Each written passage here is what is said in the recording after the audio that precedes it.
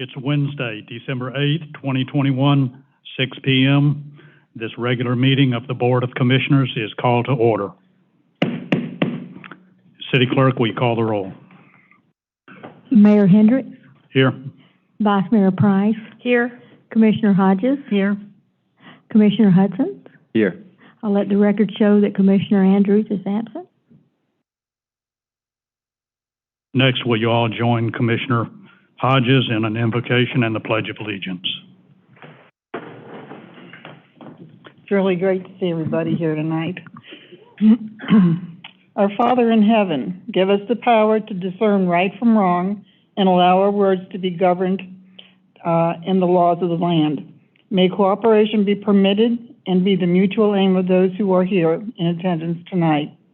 We say this in your name, amen. Amen.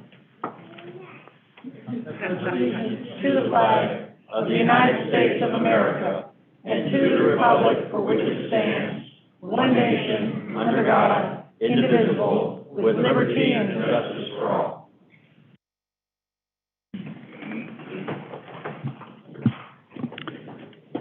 Okay, first is approval of the agenda.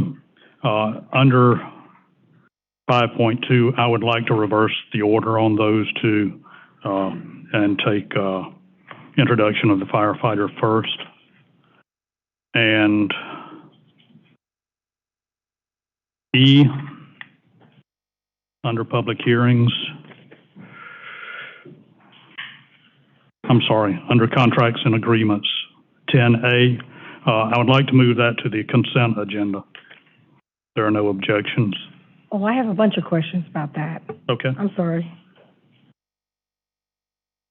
Would you like us to just leave it where it is then? Yes.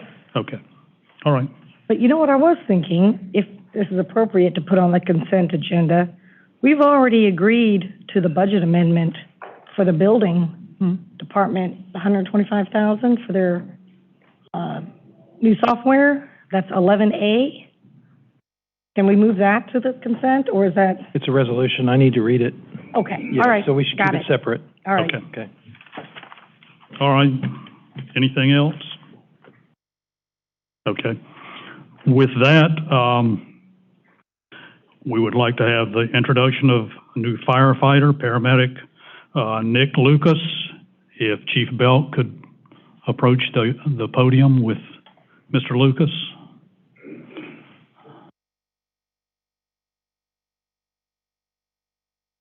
There we go. Mayor, Vice Mayor, Commissioners, thank you for giving us a few minutes of your time this evening. This one's a emotional one, so I'll try to keep it together. As I've stated before, that being a firefighter during these times is an undertaking that requires a special person to commit to. Our newest firefighter comes to us with previous firefighting experience of 3.5 years from Polk County Fire Rescue and 2 years from North River Fire District. Firefighter Lucas has a special connection to Madeira Beach Fire Department since he is actually the nephew of recently retired Lieutenant Todd Ermshire. Firefighter Lucas has been vocal about his desire to come work here, and when he decided to make himself eligible by going to paramedic school, it was a no-brainer to hire him. The fire department is rich in tradition, and one of those is the pinning of new members in front of their family, their friends, and community. I would normally be the one to pin Firefighter Lucas, but I see it only fitting to allow Lieutenant Ermshire to have this honor.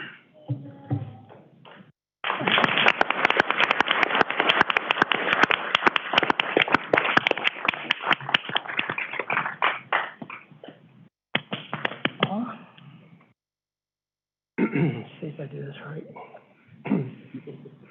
I'm honored, and I love you. Proud of you. Might hurt a little bit. We have paramedics here. Just put all of it. There's already a hole there. There you go.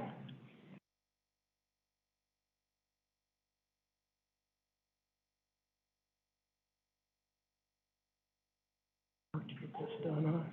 You don't have to do it. Just There we go. there you go. There you go. There you go.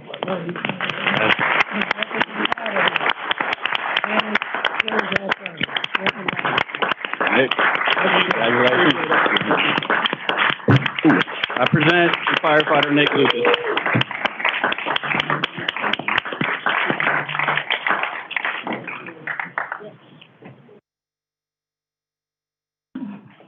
Firefighter Lucas, welcome to the family.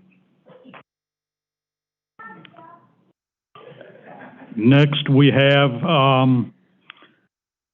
Veterans Boat Parade. Charity check presentation. Pam Rasmussen, I should know that, she's my next door neighbor. A lot of other things too. And vice versa.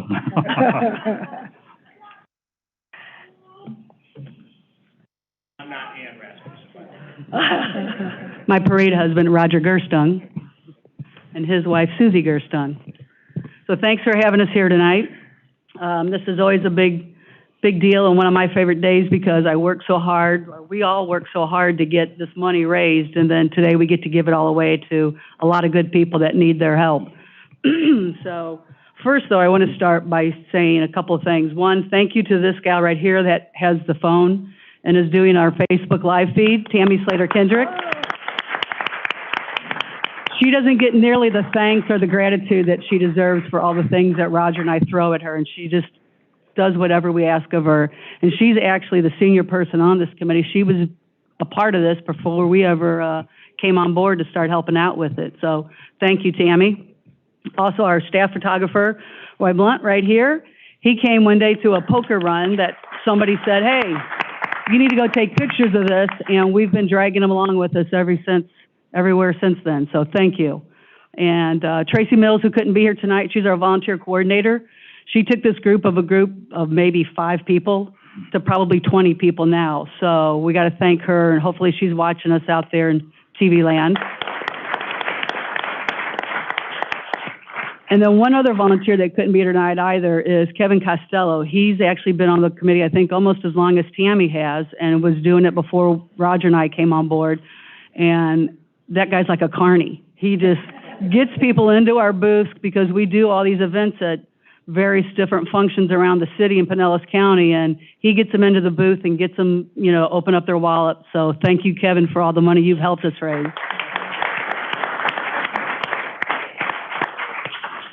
And we also couldn't do a lot of these events if it wasn't for the Old Salts Fishing Foundation that let us come into their fishing tournaments and be a part of all of that with no charge. Jay Hatch at the Madeira Beach Rec Center, he helps us with any event that we've got going on, so thank you, Jay. And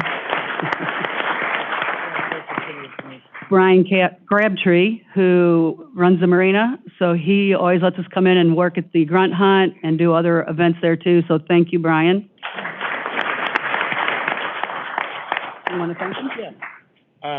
And of course, the city of Madeira Beach, you all have put your support, money, anything that we needed, they just, whatever you need, they said, yep, do it. So I appreciate everybody. There's a lot of people in this room that have helped, and donations and volunteers and participation, and you're all, graciously welcomed. Thank you very much. I'm gonna open up the poster here before we give out checks to give you an idea how much money we actually raised this year.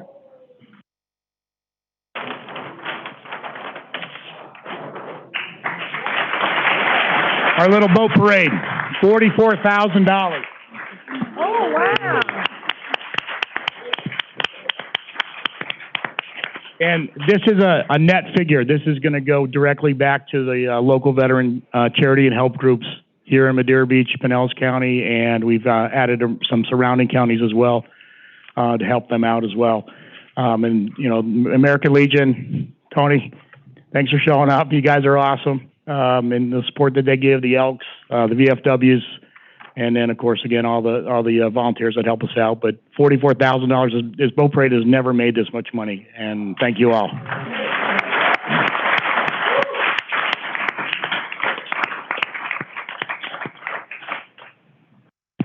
So So we're going to start off with a group called Mentors for Hillsboro County Veterans through the Veteran Treatment Court. And if I could have our Corporal Brian Harmon come up, and as well as Lou Thurbage from the Post 273 Legion Riders. We're doing something a little different this year, so we are presenting these checks to these charities on behalf of one of our sponsors. And the Legion Riders have been one of our sponsors for quite some time. So this time, I'll let Brian talk a little bit about what they do for these veterans that may be getting a little bit of trouble to try to get them on the right path, rehab them, and get them reintegrated into society. So, Brian? Thank you very much. I wanted to thank everybody for taking the time to recognize the veterans and what we need to do for them. My commitment is with the Hillsboro Mentors of Veterans for Hillsboro County, excuse me on that. But what we do is we basically have a VA-funded diversion program for any active duty or veteran who gets a riot of law. We qualify them with a TBI or post-traumatic stress syndrome. We give them a 28 to 32-month program. It's a sober program. We give you your benefits. We get you an opportunity to make up with whoever you're fighting with, get it all out, and get back to society so that we can get you fit for duty for the rest of your life. That's what we do. And save the taxpayers a lot of money with that. Yes, and I'm proud to be a mentor for that. I've had 13 guys that I've mentored, and I'm very proud of that fact. So if anybody's interested, please reach me. Thank you.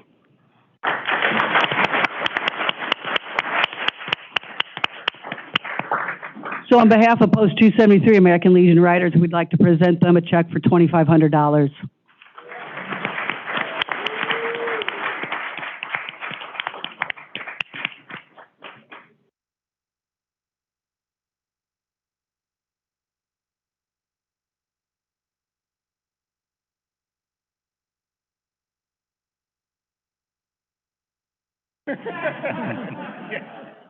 I tried it all. Next, we're going to introduce you to Canine Partners for Patriots. There she comes.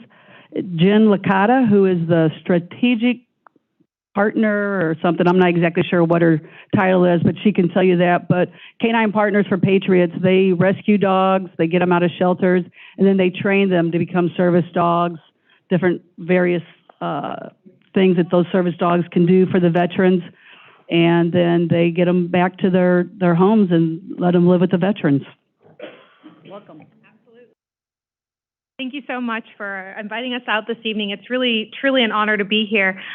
So like you said, I'm with Canine Partners for Patriots. Our mission is to give veterans and active duty a second chance at life through the active participation of training their own service dog. We're a little bit different than your traditional service dog model for two reasons. Number one, we don't breed our dogs. We actually work with surrounding shelters, rescues, and adoption agencies to find those dogs that are the quality dogs and give them a second chance at life by becoming a fully certified service dog. The second part that really sets us apart is we actually incorporate the veteran into the training from the very beginning.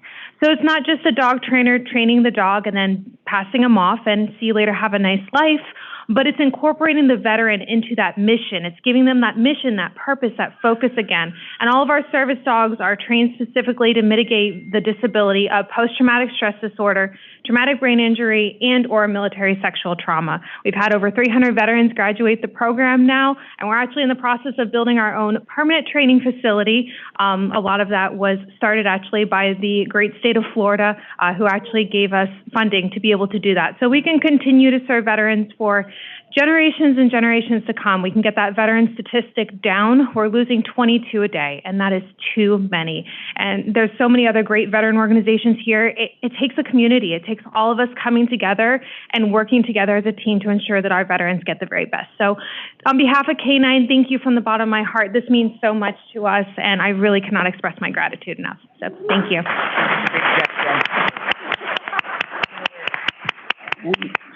Post 252. Is there anyone here from Post 252? Lisa, why don't you come on up and so we're donating this to them on behalf of Post 252. I know Commander Bonnie Fisher couldn't be here tonight, but this is a big charity that they do a lot for at 252, so we just thought it was perfect to work with them.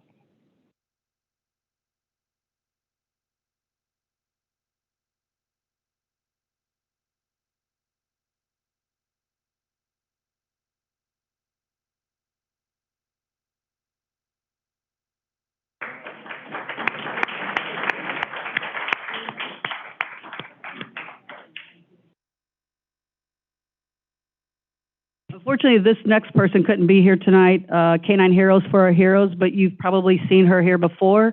She came a couple years ago when we adopted two puppies, and then donated them to Canine Heroes, and then they trained those dogs, and they became two service dogs for two of our local veterans.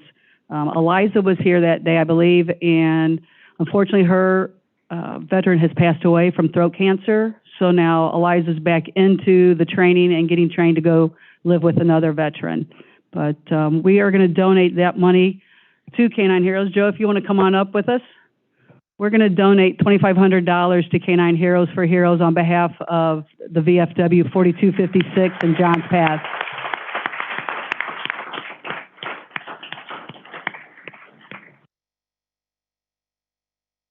Thank you. Thank you. Thank you. Thanks for watching. Thank you. Take a big check.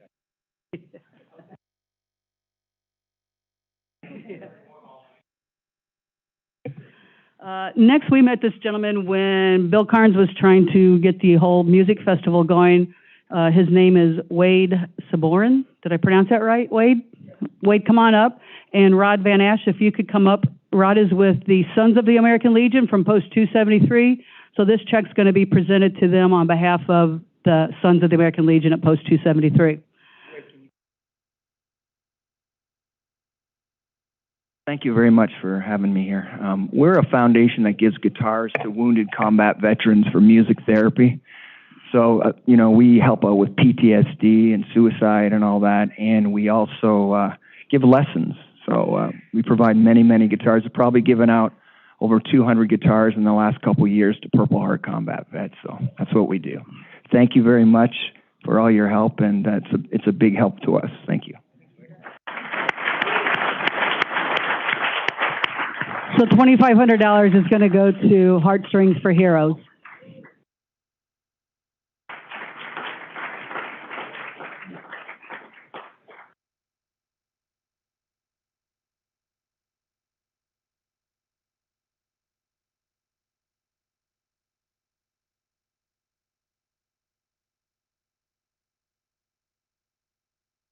I told you it's going to be longer than 10 minutes. Yeah. Unfortunately, also tonight, the Elks, the Exalted Ruler Stan Hickrod couldn't be here tonight, but this check's going to be presented on behalf of the Elks, who is a big part of the city, and unfortunately, they don't get the credit that they deserve to get because they do as much, if not more, for veterans and children than a lot of the other entities that are here in the city. So he apologizes for not being here, but we are going to what are we going to do? We're going to give this money away to Master Sergeant Peter Dean, who is here from MacDill Air Force Base and the 927th Air Refueling Squadron.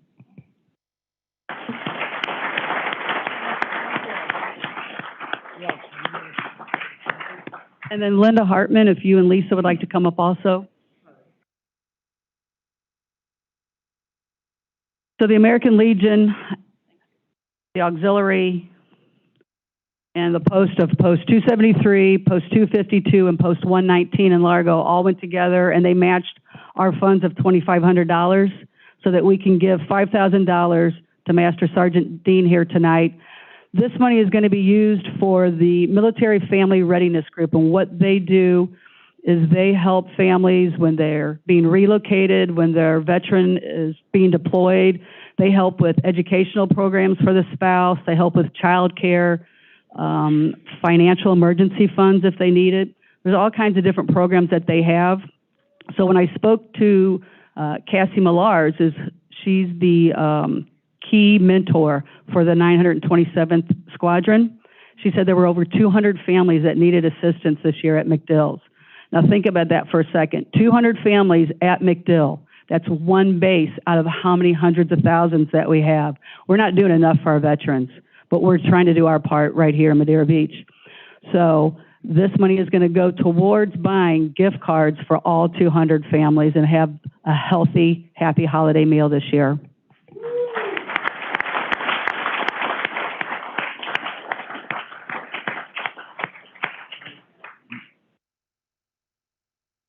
Thank you. All right, we're gonna take. All right, so, I actually didn't know that, I had to speak. Nobody told me this. But anyway, so basically. Sure ran up here. So the military, it's just like, it's a slice of society, right? The problems that you have are the same problems that we have on base. Yeah, this is unbelievable. I'm floored. I didn't expect this kind of money. I expected a few gift cards when I came here, truly, you know, but I am very appreciative. This is gonna go so far, and, you know, we got 7,500 people, uniform wearers on base, and, you know, like Pam said, they struggle from time to time, just like everybody else, and so thank you. Thank you. It's our honor. I'll cut this short, because you guys gotta stay on schedule. Thank you, Charles. So every year we kind of scramble and struggle to get a flyover for our boat parade. So you don't have to take this as a bribe, but.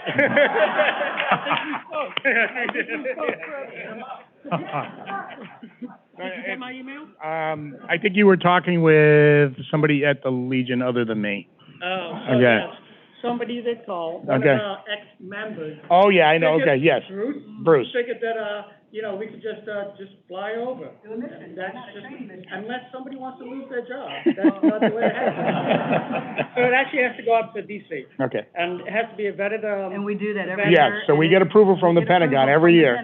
So when you get approval, then you can reach out to me. Okay. And then it's our fly guys, the ops department, say, yes, we have the assets, not just the manpower, but also the aircraft available to do that, so. All right. Great. You all heard that, right? And- It's a possibility. And I want to thank actually the Coast Guard and the commander that's part of our group, kind of bails us out every year. No. But he does, they do a great job. They come in, low and hot, and, everybody gets excited, and that's the start of the parade, and it's quite a show they put on, But you so. also have that parade on the weekend, right? Correct, on a Saturday. And we really are 9 to 5, Monday through Friday. I hear you, okay. All right, great deal. Thanks. Thanks for coming out. Thank you.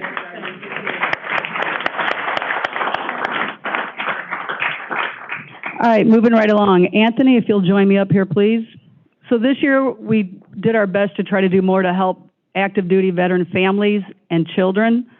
And so one way we're going to do that this year is we're donating, and we couldn't have any of the state commanders here or the national commanders here.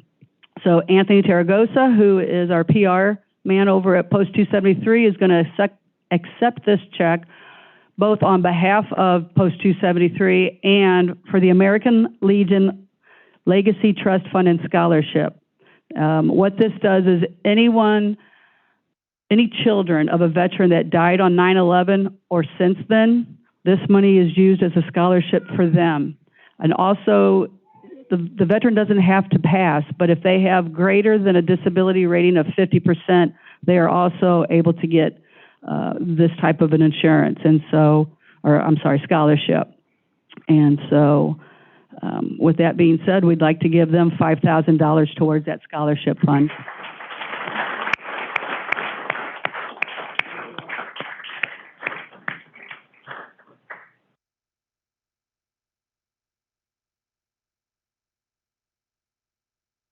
And like Roger said earlier, I mean, we couldn't do half of what we do if it wasn't for Post 273. They're basically our headquarters, and they let us get away with pretty much anything. I think I only heard no maybe once or twice because it might have been illegal or against the bylaws, but pretty much we do what we want. Next, I'd like to invite up here is Brandon and Tiffany McIntyre with the Aero Warrior Group, and also Kenny West from Native American Pride.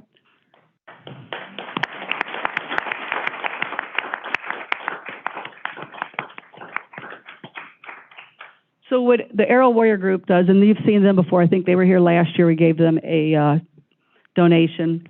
But what they've done most recently is they've worked with Representative Greg Stubbe and co-authored and getting it up to the ranks so that it can be voted on.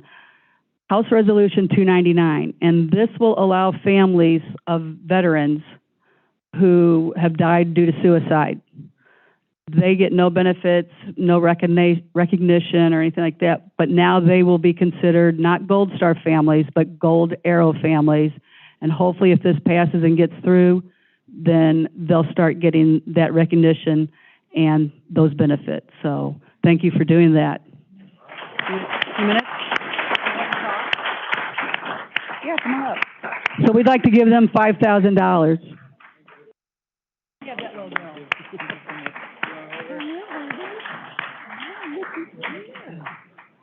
So I'm a recently retired veteran myself, 2019, I'm medically retired. Lost a couple friends to suicide who were also veterans.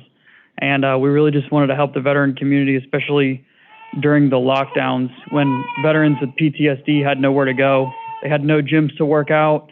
The VA was closed. They couldn't do face-to-face counseling. So that's why we started our organization. And we've just recently morphed into essentially being positive lobbyists up in Washington, D.C. for veterans with PTSD. So that's where we're at now. We have H.R. 299. It's been introduced to the Federal House of Representatives. It's got 15 bipartisan support, 15 co-sponsors. So I think we're going to do good, but we're just going to keep working with Congress to try to support our veterans and try to get more benefits to veteran families, especially those who are surviving members of veterans who have died by suicide. Thank you.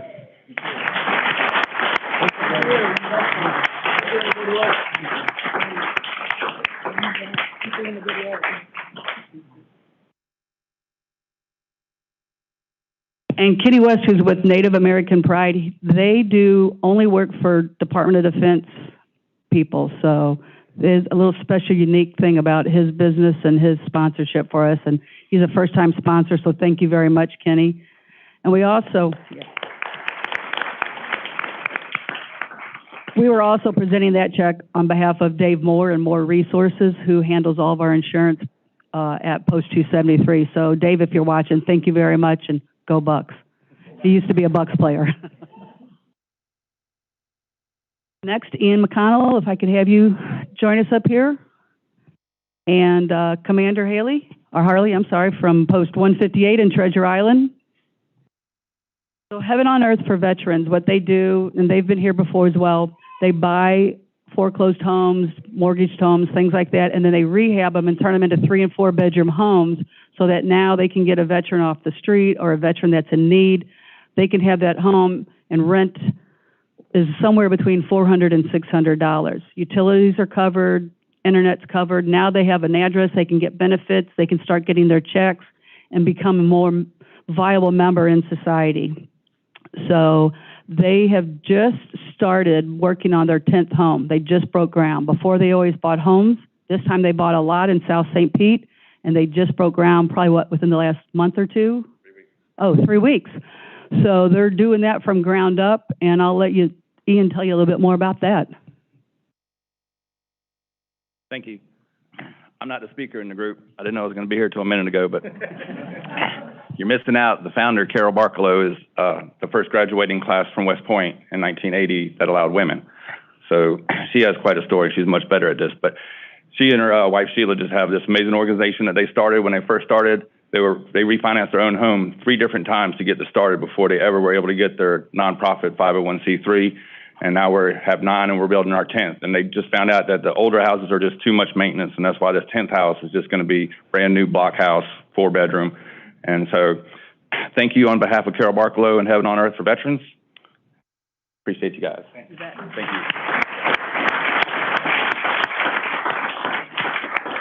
So we're also giving them a check for $5,000 to help with that house.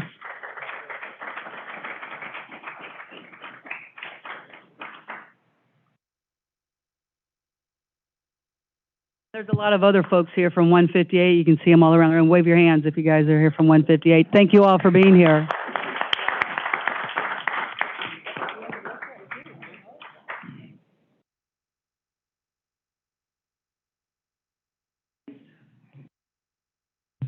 Frank, if you want to come on up. This is Frank Jones. He's with Bay Pines, the CW Bill Young Veterans Administration, and he's in charge of voluntary services. Before, we always had Nate Witt. He's taken Nate's position. So every year, we always try to give a lot of money to PTSD programs, suicide prevention, and homeless veterans. So this year, who are we doing this with?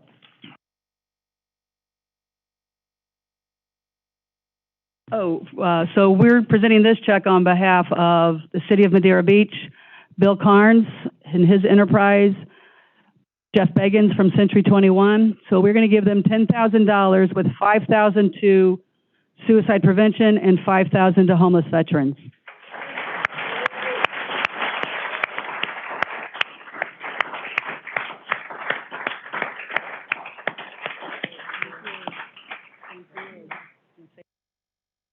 Good evening. So, they always put it too high. But Frank Jones from Department of Veteran Affairs, Bay Pines. On behalf of the Bay Pines VA healthcare system, I'd like to thank you all for your support. Pam and the Veterans Boat Parade every single year take such good care of us.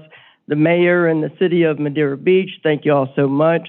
As you know, and I'm sure the mayor can attest to, when you're a government entity, you have to spend what's allocated to you from the taxpayers on what the government tells you to spend it on. And we have such an amazing program with the VA to be able to take care of our veterans, but it's our community that allows us to go above and beyond, allows us to take a veteran off the streets and put them into an apartment. The government will do that, but once we do that, they don't have any furniture, any clothing, appliances, and so on. It really comes from our community partners. And as I may be the last person here tonight, but I think it's perfect because everyone that came up and received a check is another partner in the community that's serving our veterans. The southwest part of Florida is the best community ever when it comes to giving back to our veterans. So really, from my heart and from all of our veterans, thank you for all your great support.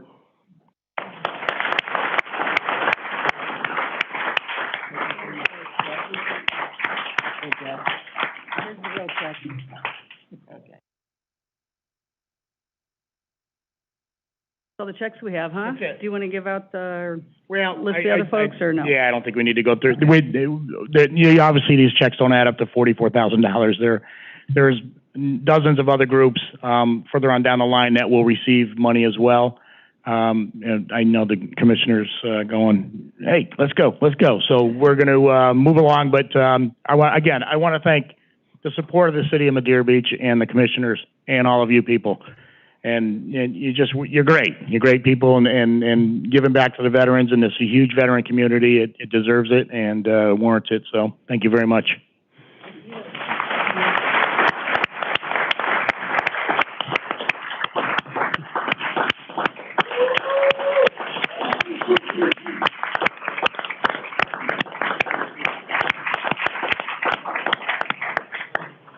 Thank you. And I joke when I say he's my parade husband, but that's what my wife tells me. But I couldn't do half of what any of this accounts to without him and with, like I said, all of our group of volunteers.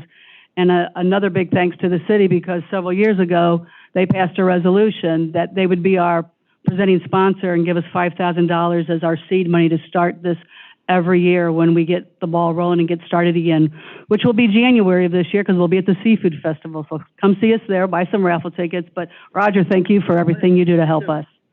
Thank you.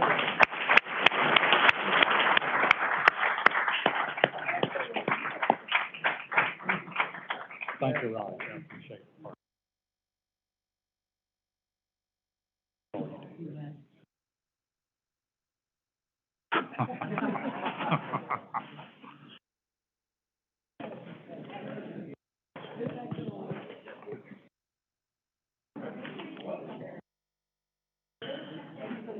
Wow, how do you top that? That was something. Follow that, man.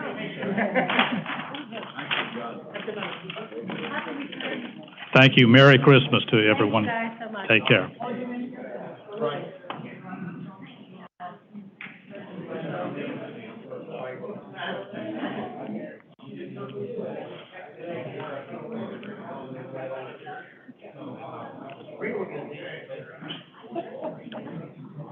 Well, now what do we do?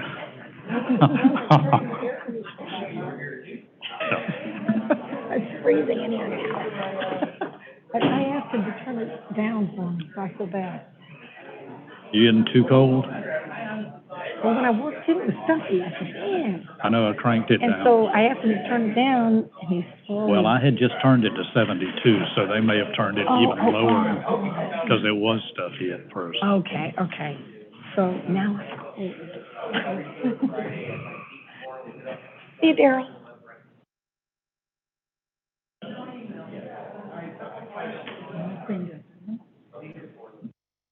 Well, that's just the family.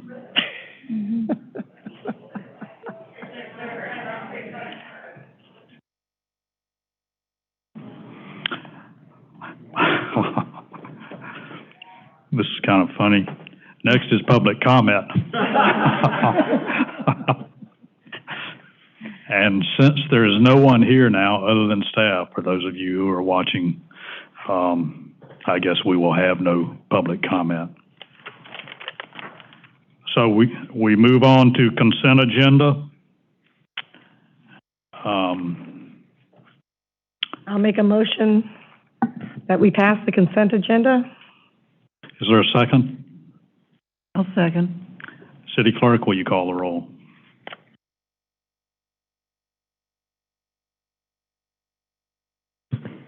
Vice Mayor Price? Yes? Commissioner Hodges? Yes. Commissioner Hudson? Yes. Mayor Hendricks? Yes.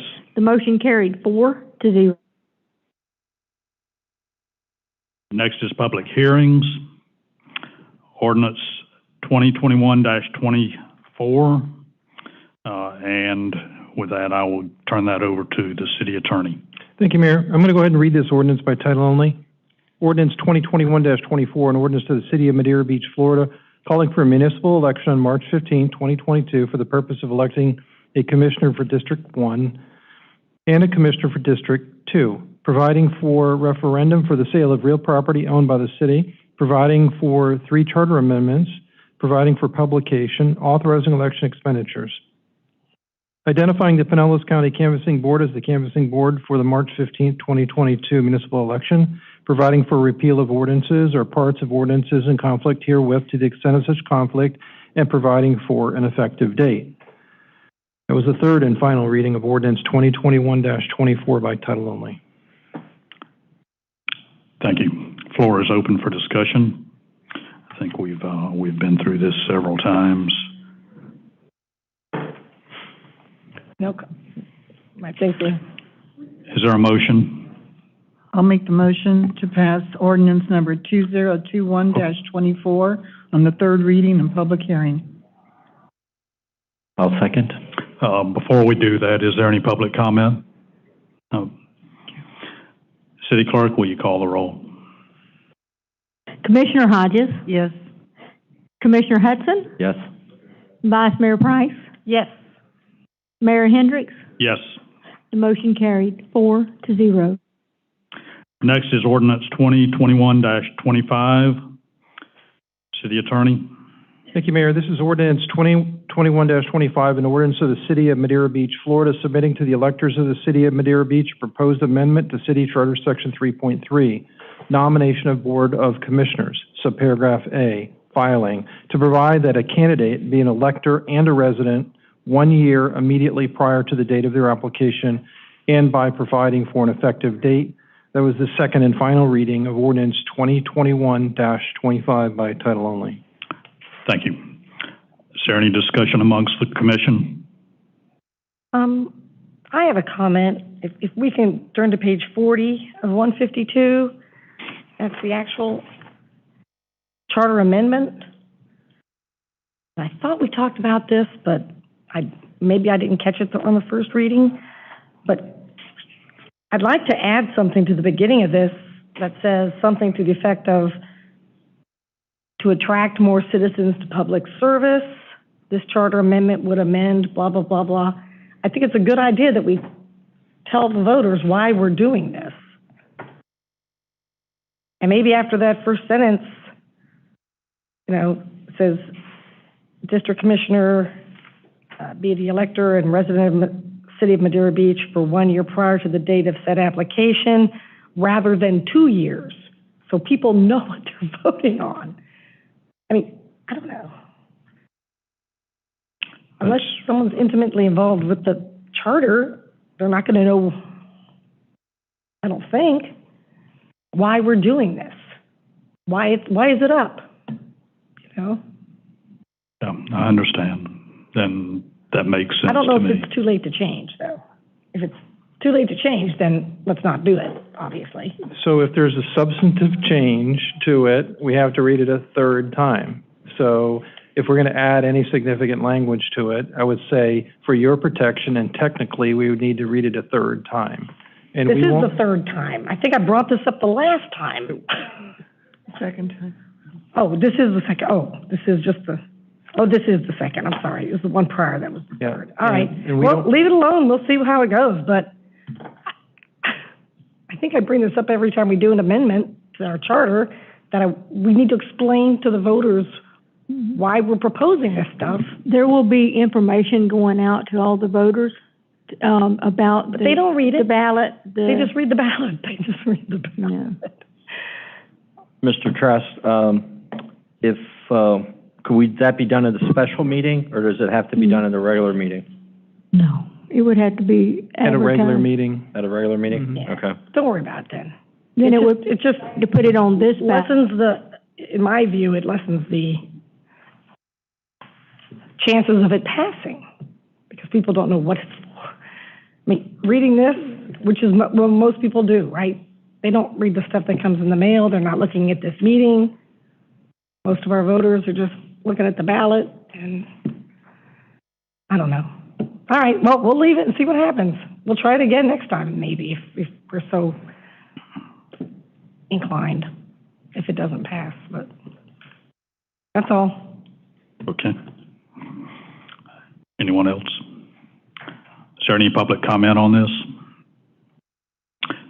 Do I have a motion? I'll make the motion then to pass ordinance number 2021-25 on the second reading and public hearing. Is there a second? I'll second. City Clerk, will you call the roll? Commissioner Hodges? Yes. Vice Mayor Price? Yes. Commissioner Hudson? Yes. Mayor Hendricks? Yes. The motion carried 4-0. Next is ordinance 2021-26. City Attorney.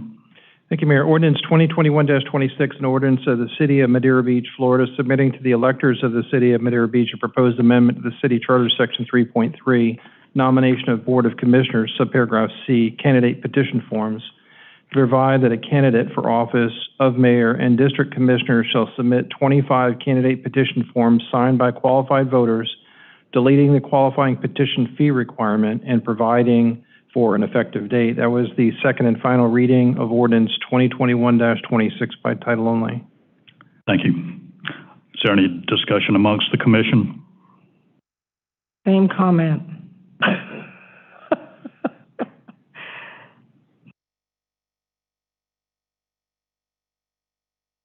Okay. Are there any other comments? No. So are there any public comments on this? Is there a motion for ordinance 2021-26? I'll make this motion. Make a motion that we pass ordinance number 2021-26. I'll second. City Clerk, will you call the roll? Vice Mayor Price? Yes. Commissioner? Yes. Commissioner Hudson? Yes. Mayor Hendricks? Yes. The motion carried 4-0. Next is ordinance 2021-27. City Attorney. Thank you, Mayor. Ordinance 2021-27, an ordinance of the City of Madeira Beach, Florida, submitting to the electors of the City of Madeira Beach a proposed amendment to City Charter Section 3.4, manner of holding elections of Board of Commissioners, subparagraph A, to provide that all elections shall be held in the city on the first Tuesday after the second Monday in March, with the exception of the presidential preference primary election every 4 years. of each year for the purpose of electing successors to elective office and by providing for an effective date. That was the second and final reading of Ordinance 2021-27 by title only. Thank you. Ms. Van Blargen, as I understand, this is for the most part just to clean up paperwork with, and be consistent with the county. It's cleaning up our language in our charter. In the city charter, it allows the supervisor of elections to be the canvassing board. And so they follow state law when they hold their election. So they're not going to have ours one week and another one the next week. So it just cleans it up. Okay. Even if it didn't pass, they're still going to do the same. So. Okay. Thank you. Anyone else?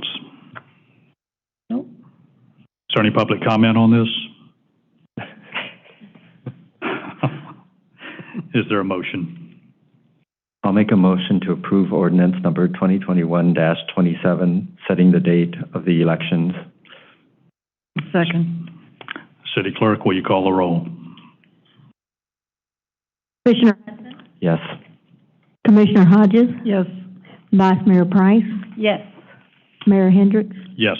The motion carried 4-0. Next is ordinance 2021-28. City Attorney.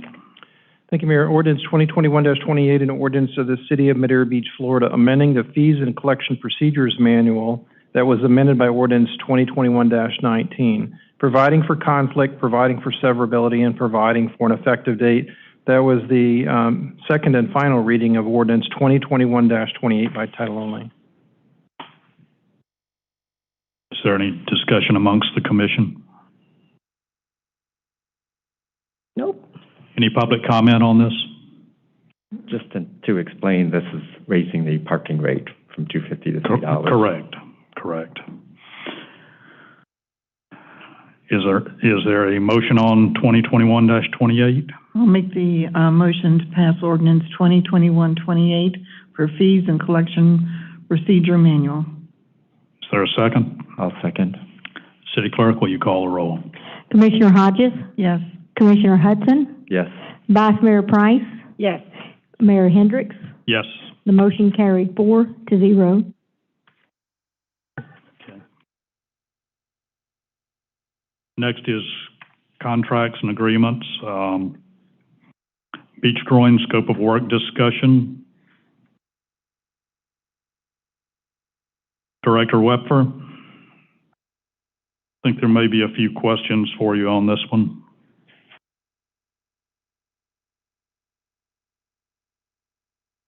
Good evening, Mayor and Commissioners. Good evening. The floor is open. What questions do we have? Well, now we know the price, $193,700, right? Yes, that was. We did not know. That's the same exact memo that we had on the workshop. Okay. So why do we need both Dual and Associates and J. Foster Consulting on this? Dual and Associates has the background of the groins from the 2013, so they have that, and they are partnering with Joe Foster, who is Yeah, we heard his presentation. He was impressive. Right. I like so that. they're partnering together because we're not doing the same type of project that we did in 2013. Right. Whereas we just reinforced them, corrected what was broken. We're actually almost reconstructing without pulling out the groins that are currently there. Okay. So for them partnering together with the background knowledge and then moving forward with Joe Foster's team, he is a structural engineer. That's what I was looking for. Yes. Okay. So of the $193,700, is half of that going to be paid for by the grant? Yes. Okay. And here, I'm looking at the letter from Dual and Associates, starting on page 144. And there's a couple of things in there that caught my eye. Actually, on page 145 at the bottom, they say reimbursable expenses,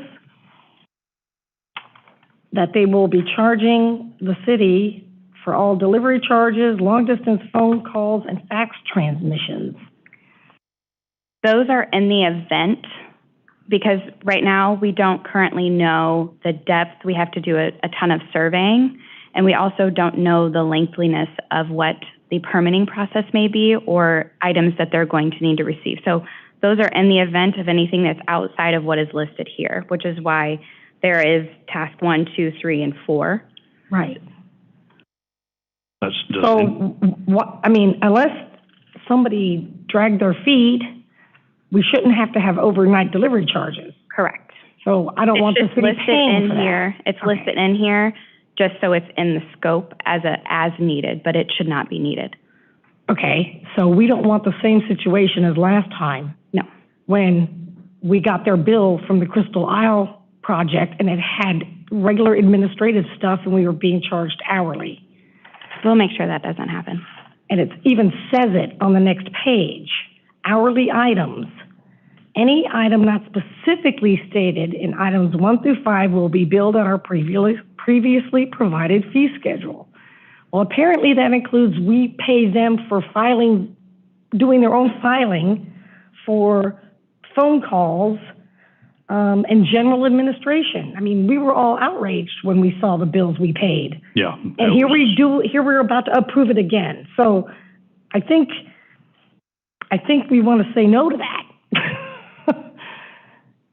The problem is when we looked at what we had paid Doolin and Associates, we were being charged for every email, every phone call, long-distance calls. I don't know if anybody pays for a long-distance call anymore. I don't know what the scope of that project looked like with Doolin Associates, so I don't know if that was specifically listed in that, but this is just, like I said, it's an as-needed because currently right now, we don't really know what we're getting into with these groins.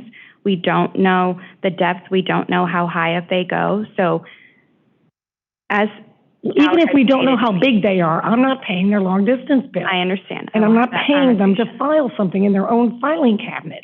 Yeah, I have to say, and that's when I got off on a tangent on Dual, was that we were nickel and dimed to what ended up being to the tune of $500,000. I will and ensure that and that some does of not that we may have been billed to a customer of the city's. I don't know that, but it just looked exorbitant when we were already paying another $200,000 in a payment to them, to a consulting fee to oversee the Crystal Isle project. And that's the problem I've had with what's been going on with our engineering charges. I understand. I was not involved in that project, but I will ensure you that that will not happen. Okay. That's all I needed to hear. Absolutely. Because we found it after the fact, after we paid those bills, and we're like, whoa. I just saw all that in this agreement and thought, here we go again. So, Megan, I know you're on it, and I'll let you do your job. Thank you. I appreciate it. Just had to bring it up. Any other questions? No, ma'am. That's got it for me. Thank I'm you. just anxious to go out there and, get them a little farther out. Especially that last one. Can't say that on the record. Okay. Okay. Thank you. No, I was just kidding. Okay. Any other discussion on this? Any public comment?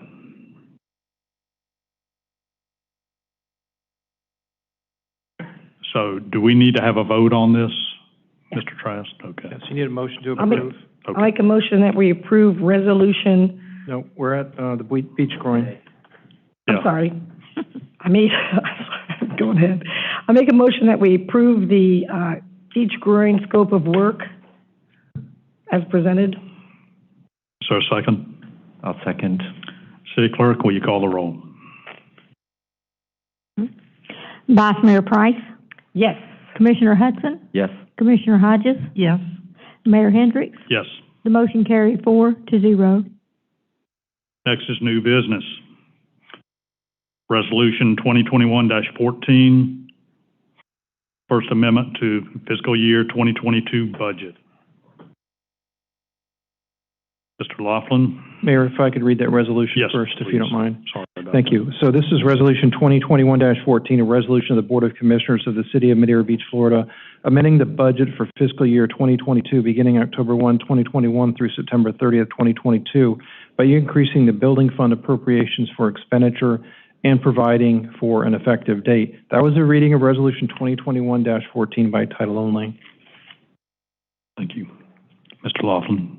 So we went through this in a workshop last week, and previous to that, Frank DeSantis, your building official, gave a presentation on the selected vendor for the software. So I think at this point, I'll just open up to any questions you all have, and happy to address them. I'm good as long as we're covered on any excess cloud fees that may come to us. But as I understand, that's covering the year of iCloud services. Correct. Okay. That's all I had. Yep, I'm good. Any public comment on this? Is there a motion? I'll make the motion to pass Resolution 2021-14 for the fiscal year 2022 budget amendment. Is there a second? Second. City Clerk, will you call the roll? Commissioner Hodges? Yes. Vice Mayor Price? Yes. Commissioner Hudson? Yes. Mayor Hendricks? Yes. The motion carried 4-0. Okay, next is authorization for settlement of special magistrate lien on 14011 North Bay Shore Drive. City Attorney. Thanks, Mayor. In your packet is a memorandum dated November 30th from me to the Commission asking for your authority to accept a $15,000 offer from the property owner, the prior property owner, Kevin Farrow, for the release of 3 special magistrate liens that are on the property located at 14011 North Bay Shore Drive. The background is that there are 3 separate code enforcement cases. In February of 2020, the special magistrate imposed a lien of $100 a day on the property for unauthorized occupation of the premises prior to a CO being issued. There's approximately $15,000 due on that lien. The second lien is a direct result of a special magistrate lien that was entered by the special magistrate in October of 2020 at $250 a day for uncontrolled stormwater runoff on the home as it was being built. In other words, lack of gutters. There was an assessed fine totaling approximately $69,000 for that lien. The third was a special magistrate lien that started, was a result of a hearing on October 26, 2020. We're about there. And this was imposed by the special magistrate at the rate of $250 a day for a fence violation on the property. There was about $1,000 due for that lien, too. Over the last couple of months, I have been working with and negotiating with, rather, Mr. Farrow, trying to come up with an acceptable resolution of the special magistrate liens. We did get him up to a $15,000 figure, and both staff and I believe that that's an appropriate number to settle, but obviously we need your authority to do that, and so we'd like your input whether or not that's acceptable, and if so, I would think that we'd get paid within a week or so of getting that authorization. So I'll bring it back to the Commission. Any comments? This seems kind of low for the amount of money that they owed. I don't want to mess up the people that have bought a house and are trying to move into it, but it seems like we're letting this guy off the hook too cheaply. Then that's just going to cause people to do this to us again. Well, I actually sat in on one of the special magistrate meetings, and there has been quite a disregard for city ordinances. And for me,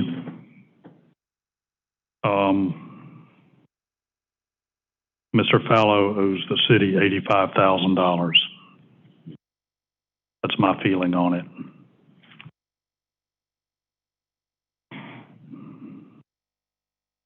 Well, we need to weigh that versus what we can get in a week. Do we really want to spend more time trying to get something that apparently we've tapped out on?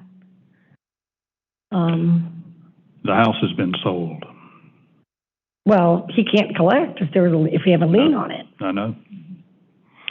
So I after being in that meeting, and seeing what I saw in that special magistrate meeting, as far as I'm concerned, he owes the city $85,000. So the people who thought they bought the house, how could they sell a house with a lien on it like that? I can Who would explain buy that. that? I can explain that. Oh, yeah. Just so that you understand, the property did sell for, from what I could tell, about $1.8 million. And it closed a month or so ago. And at the closing, the dollar amount of the lien more than likely was escrowed. The total dollar amount of the lien was escrowed. I don't know that for sure. I do know there's an escrow agreement that's at issue, and it's recently came to expire, and there was an additional extension given by the escrow agent to Mr. Farrow until such time as the commission considers his settlement offer. So it's my belief that the entire dollar amount has been escrowed. And that would allow then the property to close, and the new buyer would not be subject to the lien based upon the escrowed funds. That's my belief. I don't know for a fact. I haven't seen the HUD-1 statement. I don't know. That's just what I believe. So do you want us to discuss what we would take, or do we want to just thumbs up or thumbs down this amount? No, I'd like to get some direction from you. Oh, okay, Yeah, okay. one way or the other. Mr. Trask, I have a question for you. Yes. And I know this sounds silly, but on this one lien here, the second one, you said it was lack of gutters. And I guess he was polluting the water or whatever. What does that mean? Because I've seen other houses that don't have gutters on them. This property, when it was being built, there's an obligation in the building permit process to retain all stormwater on your own property. Okay. So when he was building the house, he was told that he was going to have to do something to retain the water on his own property, whether it be reconfiguring his roof, putting on gutters, or capturing the water in some way that it doesn't go onto his neighbor's property. That was a legal requirement for him to get his final CO, that he had to address that stormwater issue. He chose, based upon numerous conversations with city staff, building official, and so forth, to put gutters on. That was what the city staff was suggesting. Okay. And the gutters obviously were on the second story, which is 2 stories above the garage, so it was quite high. But he eventually did put those gutters on. Thank you. There was a long delay, and that house is so close to the property line that during a storm, the runoff from the roof was actually going onto the roof of the house next door, because the house next door is a small, older cottage. And pretty much, even though he was getting the fines, it appears that they were just ignored month in and month out. And so that's what I have a problem with. We have ordinances and we have fines, and he knew the fines were mounting. And because I made a statement in a special magistrate meeting that I had actually seen the water running off his roof onto the roof next door, I was accused of being in cahoots with the neighbor next door, which was absolutely not true. And so I think when you flagrantly disregard the ordinances and you continue to let the fines build up, you roll the dice and you take your chances, and I don't support a settlement of $15,000. The fine was $85,000 because of his negligence in taking care of the issue, and I feel like he should pay the city the $85,000. And in order to settle this, would you accept half, $42,500? I think if Mr. Farrow wants to settle it, he needs to pay the city what he owes the city. That's just my feeling.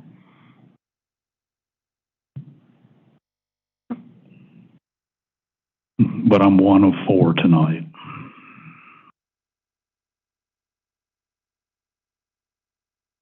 So, Mr. Trask, you've talked to this individual. You've had enough of this going back and forth. Are we hurting anything or by saying we want the full amount or something between in the middle or a lesser amount than the total? You're not hurting anything.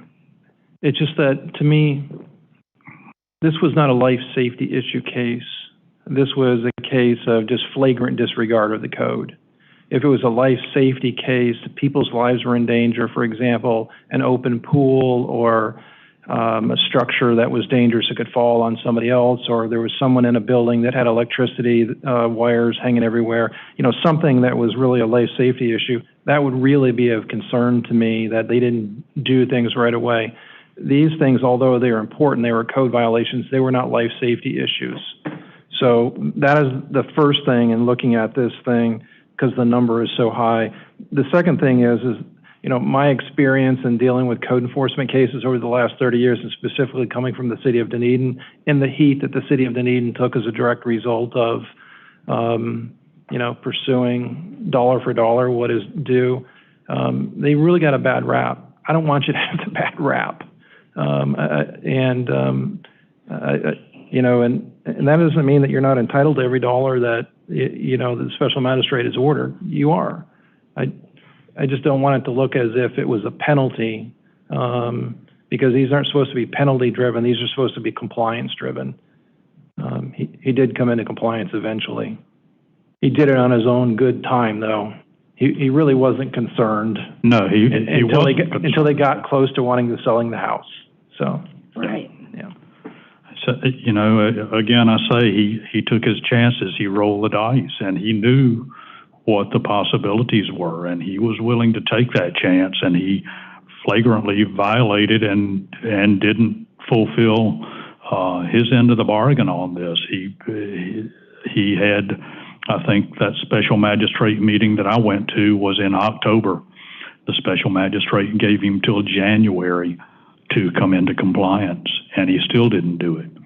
So how flagrant do you have to be for the fines to build up to $85,000? I say pretty darn flagrant. Okay. Flagrant. All right. Sorry about that. So that's and again, I'm one of four, but that's my feeling on it is that's what he owes the city. Well, I agree with you, but I think we want to probably get this over with and let the family move in the house. I think the family's in the house. I don't know that for sure. I would think so. Oh, okay. So let's think of a number we'd be happy with. $60,000? That's a big chunk. I know you want to stick to 85, but I don't think that's reasonable in light of us trying to settle this thing. I mean... Well, the floor is open. I mean, we can have some more comment on it, but I'm just, after dealing with it and seeing what we went through as a special magistrate, the city has costs in all this too, with attorney fees, with a special magistrate and whatnot.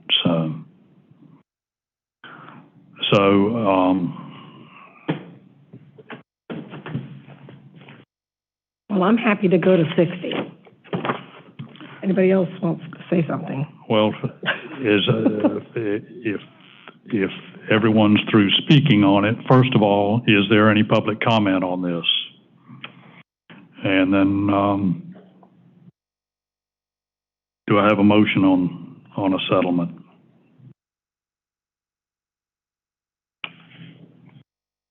Wait a minute. The motion would be to approve or reject this. No, it can be amended to whatever. Give him a direction. Okay. Go back and say, we'll do 60. I like for yours, instance. yes.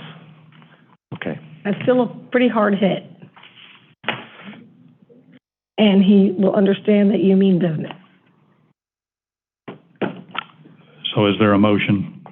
Okay, I'll make a motion to authorize a counter proposal of $60,000 on the settlement of the special magistrate lien on 14011 North Bay Shore Drive. I'll second. City Clerk, will you call the roll? Commissioner Hudson? Yes. Vice Mayor Price? Yes. Commissioner Hodges? Yes. Mayor Hendricks? No. The motion carried 3-1. Thank you. Thank you.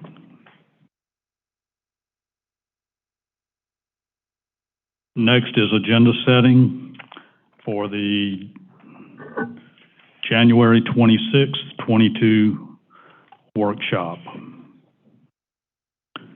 And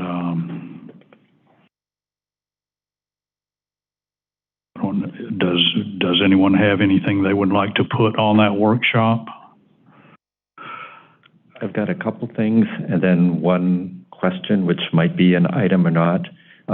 Just a couple things. Can we get an update on like the ball field lights and the cameras, where we stand? I think they should be about done.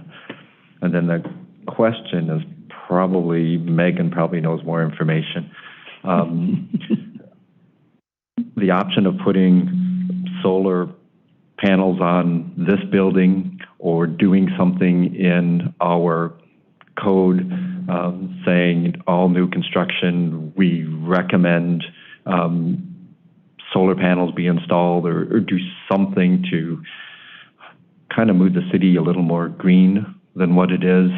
But it needs to make sense financially for the city and for the builders.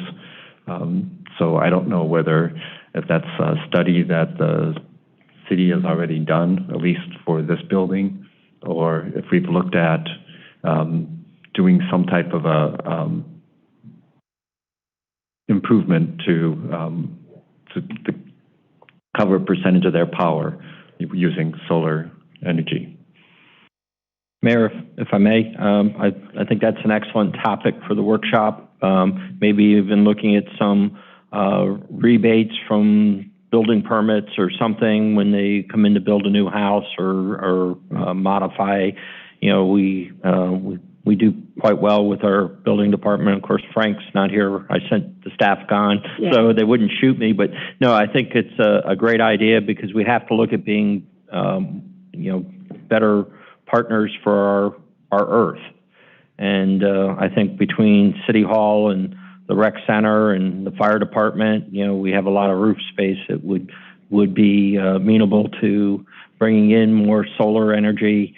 There are some grants that Mr. Murphy was looking at for us in reference to that. So I think that's a great topic, and we can, put that on the agenda for the workshop.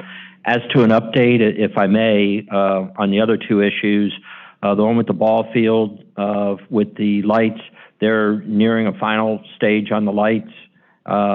We talked about it at the staff meeting. I'm trying to remember exactly a timetable on it, but I think it's probably going to be like the first week in January, and we should be complete with the lights. Is that what you recall, Megan, from the meeting? End of January? Okay. So the end of January.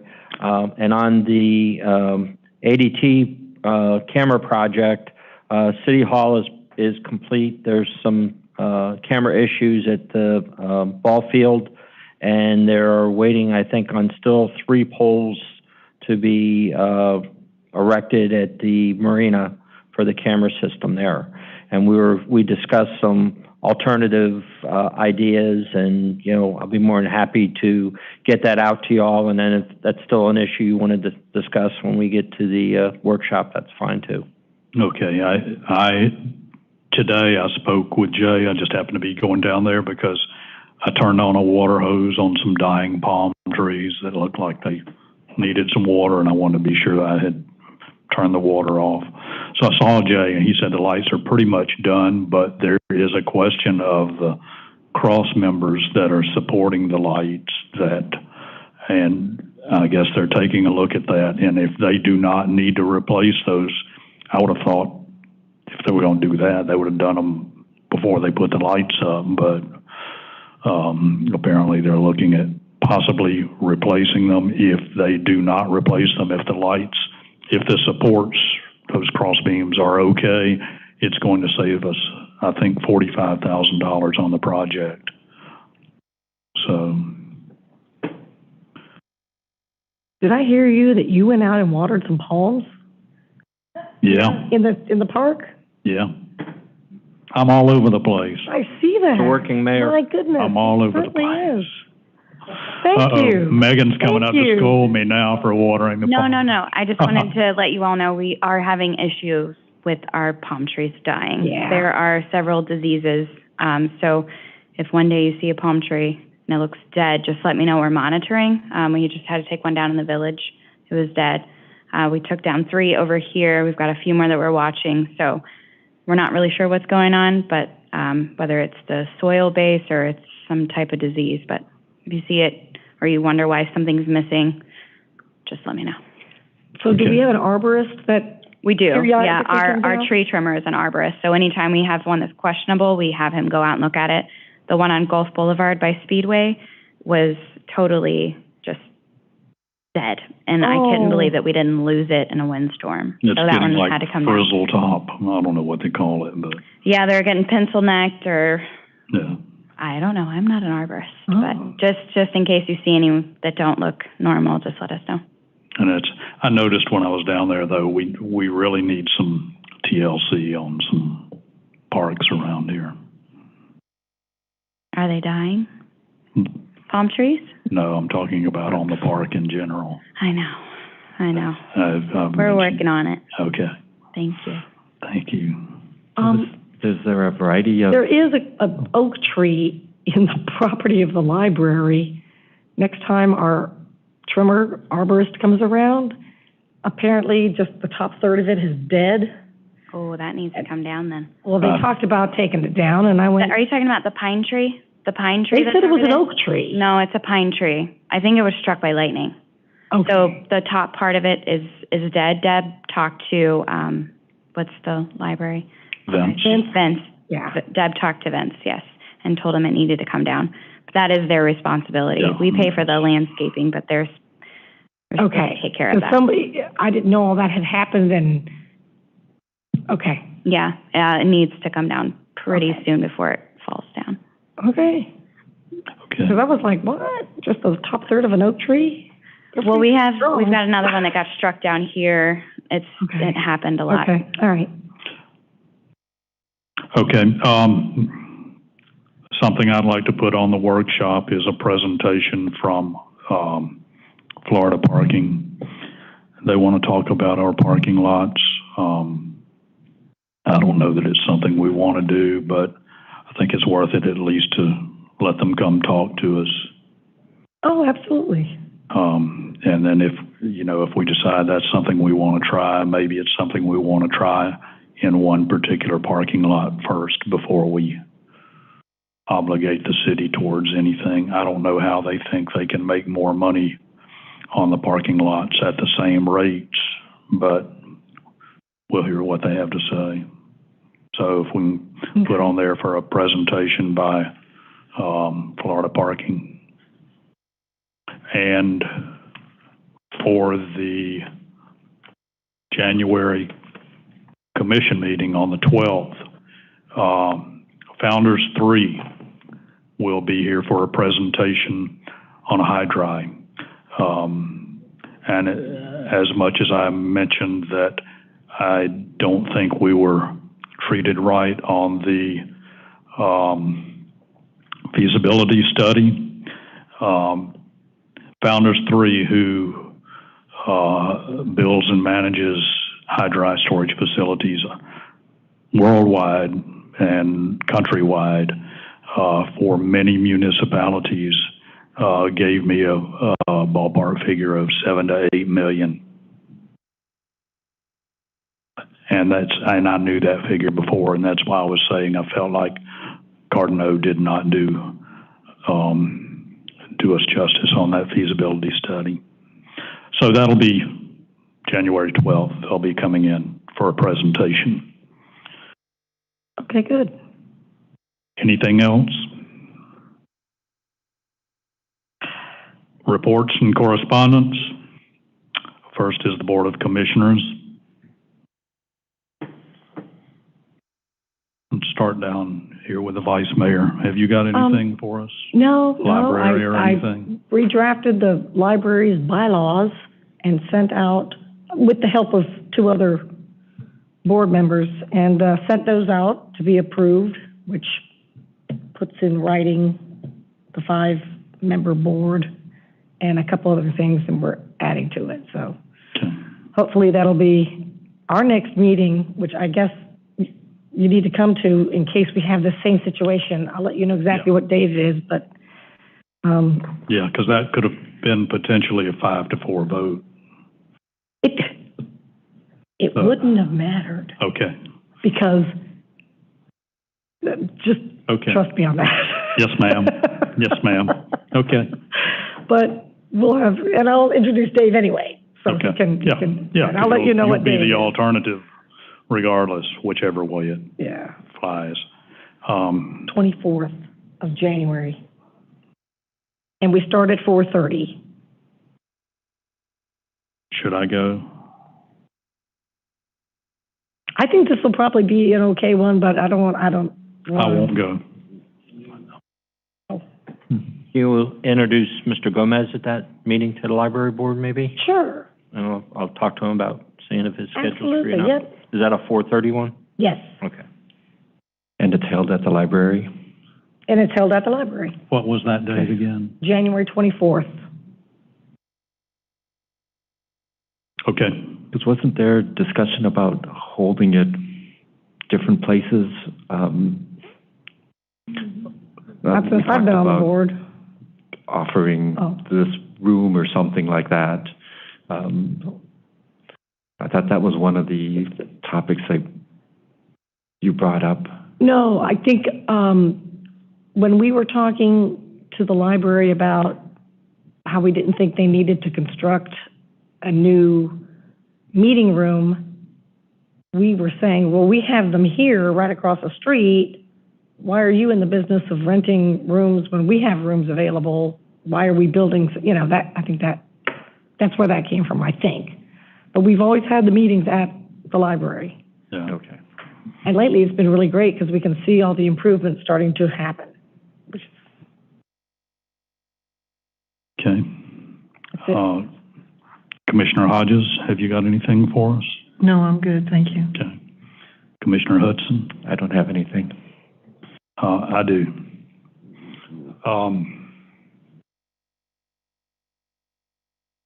This will be our last meeting with City Manager Daniels. And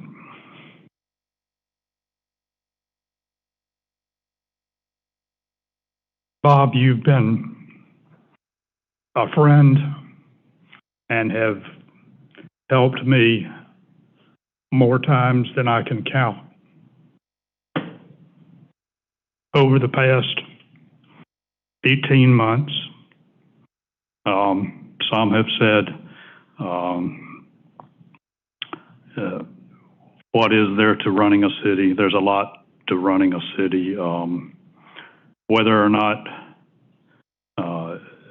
something is done is a direct reflection on this commission. So to say, well, the city manager hasn't done anything is to say the city commission has not done anything. And quite frankly, I feel like both our city manager and this commission have done quite a bit.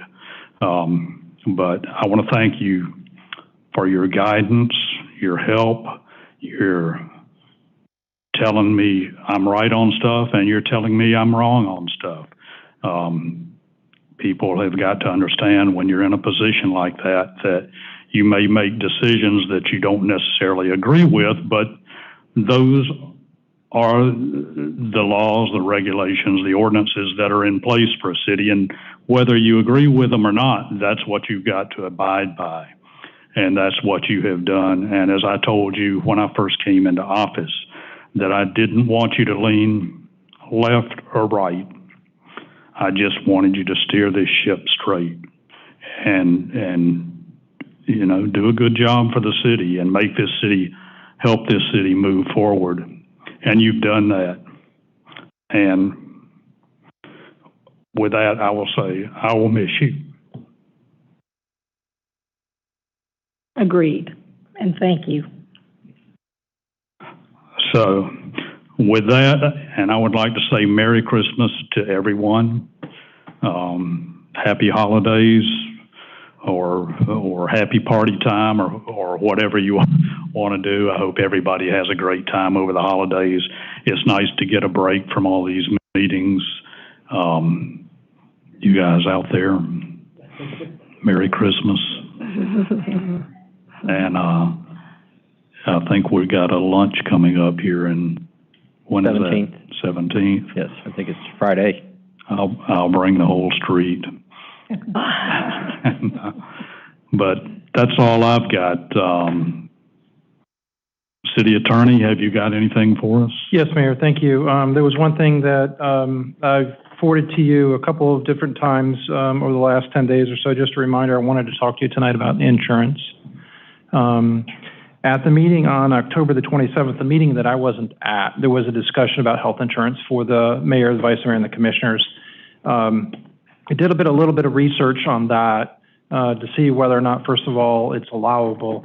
I already knew ahead of time because I have other cities where other commissions or have health insurance through the city or paid through like an employee.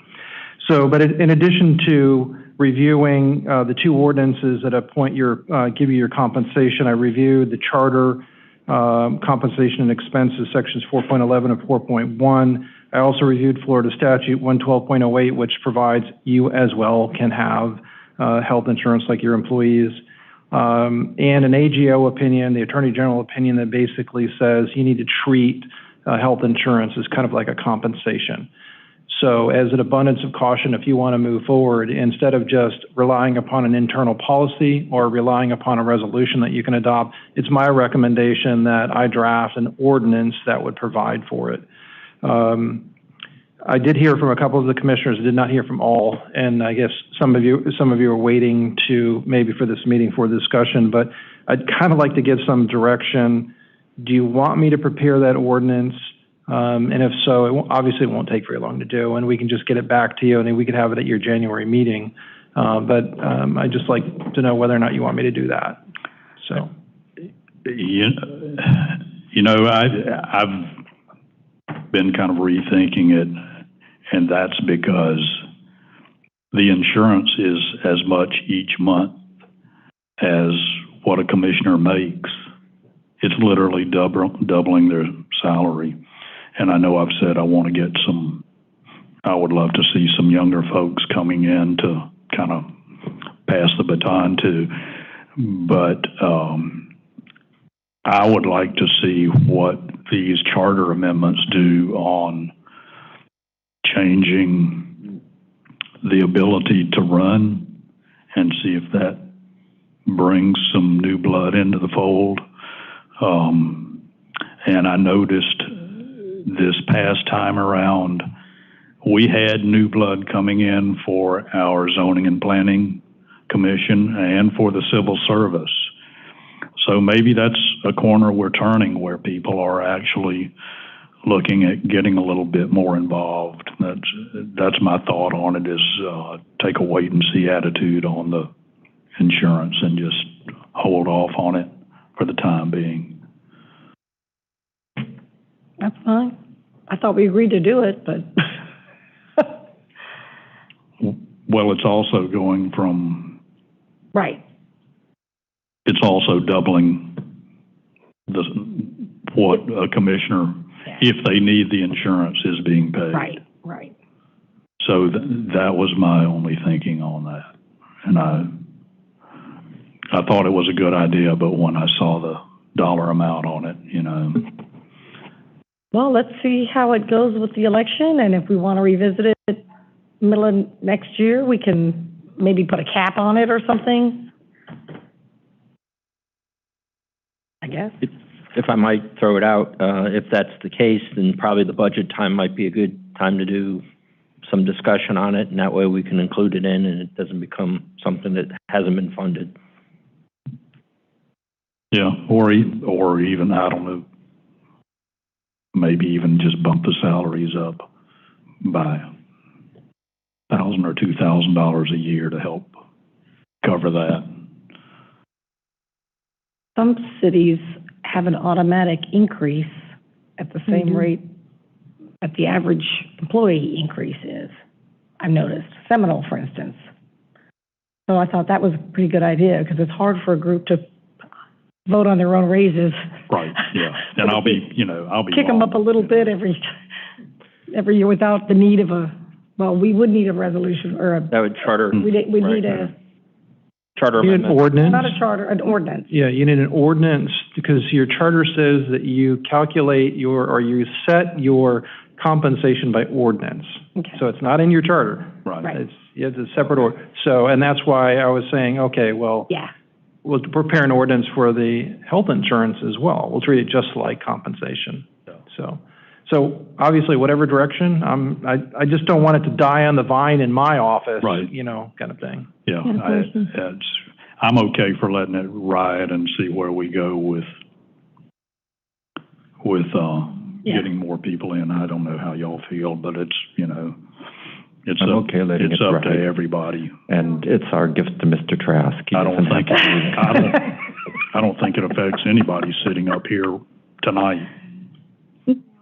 If it affects compensation, then if you were to pass an ordinance, it would not take effect in 2022. It would be 2023. Right.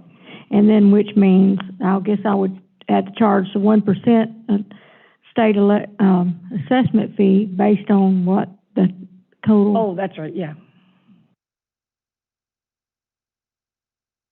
It would take effect March 2023. You're not running for office, you don't know what this is. Yeah. Okay. There's a fee to run for office. That goes to the state. Yeah. Okay. Okay. I guess we'll hold off on that for now. Thank you. That's all I needed. Okay. Mr. Daniels, have you got anything for us tonight? I actually have two things, and if you'll bear with me, I want to cover one now and then maybe one after the city clerk gives her report. I know this is hard to believe, but part of being a professional manager is also admitting when you make a mistake. And with trying to get everything done and set up for the transition, I failed to put the Fantasy Planet lease on this meeting agenda. So it's my fault. And I talked to Moises, who was here for the meeting, and I believe for doing the lease, and you can correct me if I'm wrong, but I think we could do that at a special meeting. But I know I'm putting all of you out next week to come for a special meeting for it, but we have to make sure that it's posted and everything's done the right way. And I apologize to each and every one of you. So I've got no problem with that. Are you all available next week? Yeah. Is there a particular day to stay away from, or do you want to set a date now and then? We would have time to post for Monday if it's Monday or Tuesday. Special meetings are 24 hours in advance.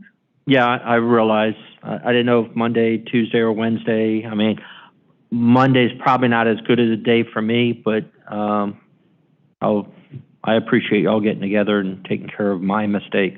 So. I could do Monday afternoon. I can do Monday. I can do any time on Tuesday. Nancy, can you do Monday? Monday's no problem, I just can't do it Tuesday until after 1. Okay. Would you mind if we did Tuesday after 1, like 1:30? Fine with me. Yep. Commissioner Hudson, you can't do Tuesday? That's right. I can, but okay, No, we will do it. You sure? Yes. It'll take. Fine. It'll be a very short meeting. Yeah. Okay. Thank you very much. Is that okay? Yeah, it's okay with me. Yeah, and the answer to your question, it can be done in a special meeting, absolutely. That's what I thought, Yeah. so. And what time? 1:30. 1:30, that way, That's the 14th of December. great, I really appreciate it. And then if, There's a lot going on, so no problem. Okay. if you want to acknowledge the clerk, and then I'll jump in after that. I just remind everybody, this is the candidate qualifying period time, and it started December the 6th at noon, and it ends December the 17th at noon. And there's 5 people running, 3 for seat 2. And, seat 2 and 2 for seat 1 currently. Okay. Thank you. I guess it's back to me, if you don't mind. Okay, sure. First off, I want to thank each and every one of you, okay? It truly has been a pleasure working here with the city of Madeira Beach. To have this opportunity to serve these residents, and I've gotten so many well wishes from people that have called me or sent me emails and notes and just everything. So it's just amazing, this community. And that's the energy that I felt when I started here with this community. And then having a city commission that understands that, yeah, managers make mistakes, you know. But I try to uphold not only our code of ethics, but the professionalism of being a manager. And sometimes you're right, Mayor. There are some times I'm going to disagree, and I'm going to let you know why. Ultimately, the decision's yours, but I want to give you good guidance and hopefully come up with a vision that we can all share and move to the future. And that's definitely what I've tried to do. I think I also was privileged to work with some of the finest staff in this region. I mean, I know they're all gone, and I wasn't chasing them out of here because I knew I was going to speak about them. But, you know, as you all had mentioned, you know, if they don't have an issue, and to me, after the consent agenda, you know, I'd like to dismiss them, and, you know, they put in a long day and come here, and luckily this is a short meeting, they don't have to hear my long speech. But it really is fun, and, you know, you never stop learning in this job or any job. And I think, you know, we all learn every year about ethics, and as probably one of my parting guidance to you, you know, as those pressures come upon this commission or the staff or the new manager, you know, always do things for the right reason, and we never go wrong. And that's one of the things that I've stressed with the staff. And just as a parting comment to you all as well, you know, don't let somebody run your show. You guys run the show. You know, we guide you and help you make those decisions along with the city attorney, and you know, but it's you guys are the ones that call the shots. So, and not to say that that's not what you're doing, but those pressures are going to get greater as we go on and have more development and other issues that are going to cross our paths. Just maintain the ship, as I was asked to do. Some closing projects, and you know, Commissioner Hudson must have saw some of my notes, because you know, I wanted to urge you all to consider the solar energy aspect, and to go a step further, even looking at electric vehicles. And you know, we're looking, I think our building official is looking at replacing some of his vehicles with electric vehicles, because you know, we have a great opportunity in this city because we are small. And so having a charging station is not a bad idea, but maybe even looking to the future of, you know, future parking garages or parking lots to really, you know, and we have to be the trendsetters. We're the ones that have to show private companies or industry that this is what we want to do, and we want to be more green. And so by setting the example and leading that path, I think we could be one of the greenest cities in our area. sustainability, sea level rise, those are all big things, and we really pushed after Veterans Day last year, not this year, but, with ETA, we all got involved in that and worked with the residents that were in need. But I think continuing that charge to get that education out there, and, sometimes they listen, sometimes they don't, but at least we go out and we try and make sure that we do those things to make everybody aware of what hurricane season is here in Florida. And so I urge you to set that tone as well. We're also very fortunate. We're coming up with our 75th anniversary, and it's a time to celebrate, and it's a time to also renew our focus on what we need to do to make us a viable community in 25 years and 35 years. And, some of us won't be here then, but, it's those things that we can do for our future and leave our legacy. And I think each and every one of you should look at what legacy you want to leave. Your public service is a legacy, and what we can do in the future as a group to get things done with our citizens. So I urge you to continue to look for those avenues to promote the sustainability of our city. So I think you all are doing a great job, and continue the path. I'm always available if you have a question. Feel free to give me a call. Thank you. Thank you. Thank you, Bob.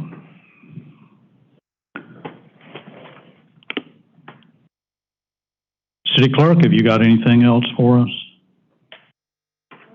You had mentioned, encouraging the younger generation to apply. One of our candidates is 26. Listening to the conversations and all. And I couldn't hear you. One of the candidates 26. is in her 20s. Oh, okay. Yeah. Great. So the health insurance would have benefited it. Health insurance probably would have benefited that. Yeah. So, okay. Well, good. Is that it? Okay. Well, Merry Christmas, Happy Holidays to everyone. And with that, this meeting is adjourned at 7:42 p.m.